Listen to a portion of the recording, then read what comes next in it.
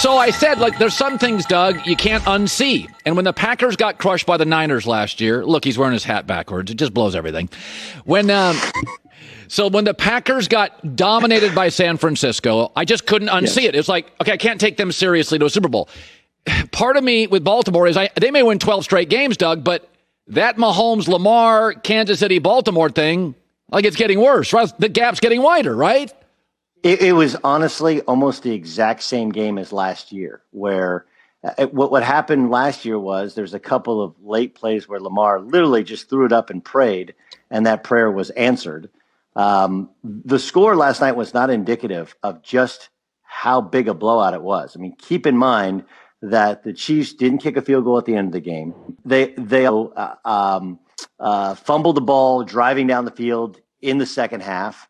There's something else. The whole thing, and they for what reason Butker kicked off? He didn't have to kick off. You can always just kick it out of bounds, and they gave up a kick return touchdown. Otherwise, it's a 30-point game. This is a complete mismatch, and it exposes one that Lamar still struggles to throw outside the numbers, but it also exposes Baltimore's defense, which looked bad as can be, tough as can be against the Browns early in the season, the first game of the season. But the speed of Tyreek Hill really exposed Marcus Peters as a guy who likes to spy in the backfield but can't cover real speed. So I don't think it was just the ceiling of Lamar. I also think it exposed a little bit of the lack of the speed on that defense as the Chiefs did anything they wanted to the Baltimore Ravens. I don't care if there's fans there or not fans there. The Chiefs and frankly the Chargers, they have the blueprint. And if you have the personnel, you can beat and slow down the Ravens, which very few teams have been able to do. I want to do some NBA stuff because we're going to get an incredible finals. But I did say, listen, we just cast aside. The NBA treats coaches terribly. It's always the coach's fault. It doesn't mean coach of the year means you're going to get fired in a year. They just do a terrible job with coaches. And I understand that. It's a players' league. I totally get it. But in the NFL, Pete Carroll, Belichick, Andy Reid get fired. They get the quarterback. They win rings. In the NBA, there's a reason why Michael, LeBron with Wade, KD with Steph, you don't win championships no matter how good you are. You need a number two that's clutch. Paul George wasn't clutch. Paul Pierce was. Doc won with a guy that was clutch. Blake Griffin, to me, was a great athlete. Was he clutch? Not really. Some of this, we can blame Doc. I get it. Maybe it's time for a new coach. I'm not saying that's wrong. There's a lot of good young coaches out there. But this morning I'm driving to work and it's just Doc's the wrong fit. He's bad. Isn't it more of a Paul George issue? Well, I think it's both. I think you obviously have to be concerned that Paul George doesn't have it. But I think clearly Doc lost the locker room. And whether he lost the locker room because of treating Paul George as if he's Kawhi Leonard or because of his substitution pattern. Look, I think the front office, which did a very smart thing in terms of building the team. I think adding Reggie Jackson late was a mistake. I think they went after, Markieff Morris because they had to have, another stretch big. Look, it wasn't the perfectly constructed team because your leader is kind of mute, right? Like Kawhi Leonard's never been a verbal leader. Paul George, who wants to be a verbal leader, isn't viewed as a leader in the locker room. They didn't have a point guard. That's why they wanted Darren Collison in the offseason, and they never really solved that. I don't think they handled quarantine well in that once they got down to Orlando, everyone wasn't there. They had the Lou Williams situation, which was frankly an embarrassment to the league, but especially to the Clippers, right? If you're here to win a championship, you don't stop at a strip club on the way back to the airport. Pretty simple. So they have a bunch of issues.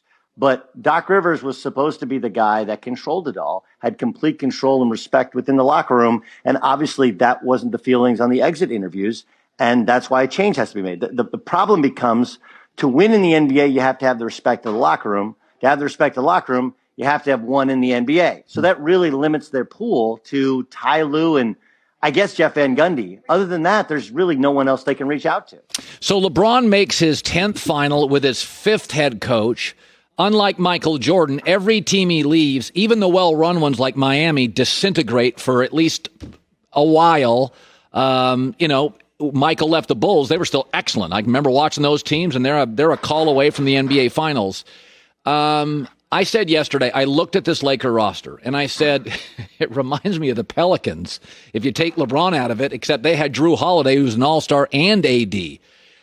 I look at this roster. If you took LeBron out of the Lakers, you're going to do this thing. You're going to do this thing that Jordan couldn't. Well, no. They didn't play the Clippers. No, I know, but I just ask this. The Warriors took the season off. You have your head on backwards. I can't take it totally seriously. Okay. If you take... by the way, I posted like 10 different quarterbacks, incling Russell Wilson. I didn't see wearing them. his hat backwards at the podium, and you still won't get off of this hat backwards. By the way, if Aaron wore it forward, he'd have more Super Bowls. Back to LeBron. If LeBron is off this roster, let's just take this roster. Rondo. That's not how it works. That's not how it works. Yeah, but how good would they be? Listen, if you want to really break down if you want to do the anti-Nick Wright thing, here's the truth. When he went to Miami, it wasn't just that they built a superpower in Miami. It's that you took two other playoff teams, the Cleveland Cavaliers and the Toronto Raptors, and you took their best players off of them and put them onto the Miami Heat. So, of course, you not only created a super team, but you created no competition in the East outside of Boston, who was over the hill. Right? Okay. So then you go to the Lakers, and the Warriors took the season off. There's no other real legit competition outside of the Clippers, who we didn't play. And you took the best player off the Pelicans. Look, I think LeBron is the MVP of the entire league in the regular season.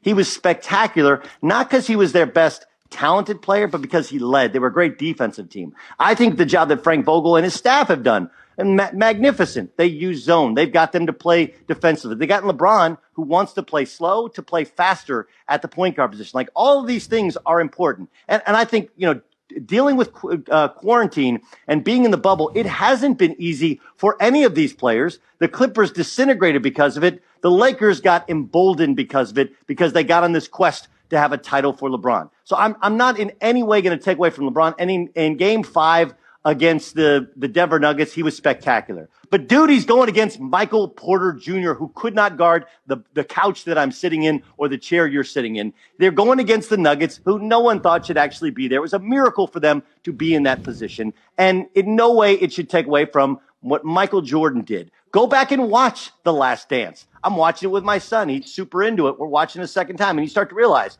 Rodman was over the hill. Scottie Pippen was not healthy that entire season and didn't play most of the year. And they went through a much more talented Indiana Pacers team and found a way to survive and get to the finals, where he had the last 6 points and the big steal. He was the league. He was the best player in the league, led the league in scoring, first team all NBA, first team all defense. He's the exact same age as LeBron James right now. And yes, he would have done quite fine with the Lakers. It shouldn't take away from LeBron, but we can't take away from LeBron to build up Jordan. We shouldn't take away from Jordan to build up LeBron. All I know is when you get to the finals with 5 different coaches, that's unbelievable to me.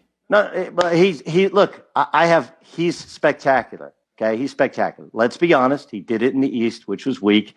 And I know Nick Wright's coming at me with he did it in the West. Like, yeah, but they didn't play the Clippers. And the Warriors didn't play this year. So I'm not trying to take away from what they've done. I think it is magnificent considering where they were last year. Complete dysfunction.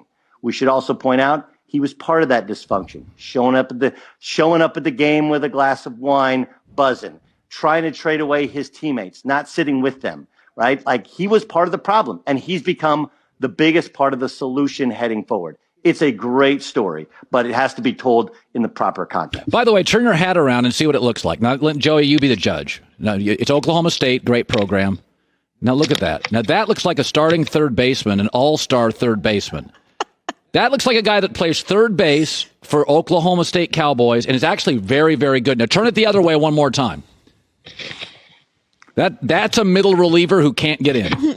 Tell me I'm wrong on that. Did you see how handsome he looked when he turned it? Did you wear it on backwards on purpose, Doug? Of course he did. Of course. Well, first, I actually wear my hat backwards, like most human beings that are under the age of 60. That cuts Colin out. And, there's a reason they put the NFL and Major League Baseball and this is Pistol Pete logo on the back of hats, because dudes wear their hats backwards. You know what? Yeah. Colin doesn't wear hats. I don't wear hats. So maybe this is playing a role in the situation. I don't wear. He doesn't wear hats. He does when he plays tennis. Well, because the sun, it's so hot. I could see you as a visor guy. I am a visor guy.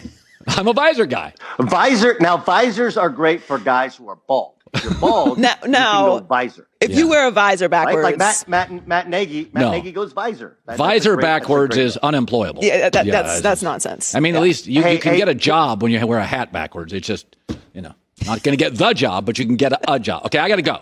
Doug Gottlieb, top of the show, herd hierarchy. Okay, Hi, everybody. Thanks for watching. Subscribe here to get the latest from the show.